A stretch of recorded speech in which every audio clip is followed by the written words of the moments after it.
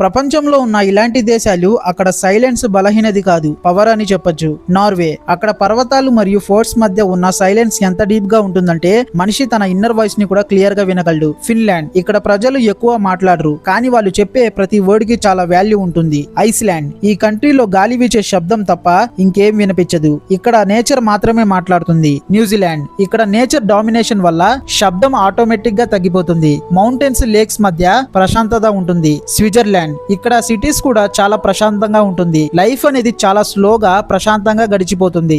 Japan, ఇక్కడ public places లో silence అనేది రెస్పెక్ట్ లా కన్సిడర్ చేస్తారు. సైలెంట్ గా ఉండటం ఇక్కడ విచిత్రం కాదు, అది వాళ్ళ కల్చర్. ఆస్ట్రియా, ఇక్కడ ఉన్న ఆల్ప్స్ పర్వతాలు ప్రతి అన్నెసెసరీ నాయిస్ ని అబ్జర్వ్ చేసుకుంటాయి, అట్మాస్ఫియర్ అంతా ప్రశాంతంగా ఉంటుంది. కెనడా, ఇక్కడ ఉన్న ఓపెన్ ఫారెస్ట్ మరియు వైడ్ ల్యాండ్స్కేప్స్ మైండ్ కి బ్రీతింగ్ స్పేస్ ఇస్తాయి. సైలెన్స్ ఇక్కడ ఫ్రీడమ్ అని చెప్పొచ్చు. భూటాన్, ఇక్కడ ప్రశాంతత అనేది ఒక కల్చర్, అది ఎవరికో చెప్పడానికి కాదు, అది వాళ్ళ లైఫ్ స్టైల్ లో ఒక పార్ట్. ఈస్టోనియా, ఇక్కడ అంతా డిజిటల్ వరల్డ్ అయినా సరే లైఫ్ మాత్రం సర్ప్రైజింగ్లీ చాలా కామ్ గా మరియు నిశ్శబ్దంగా ఉంటుంది.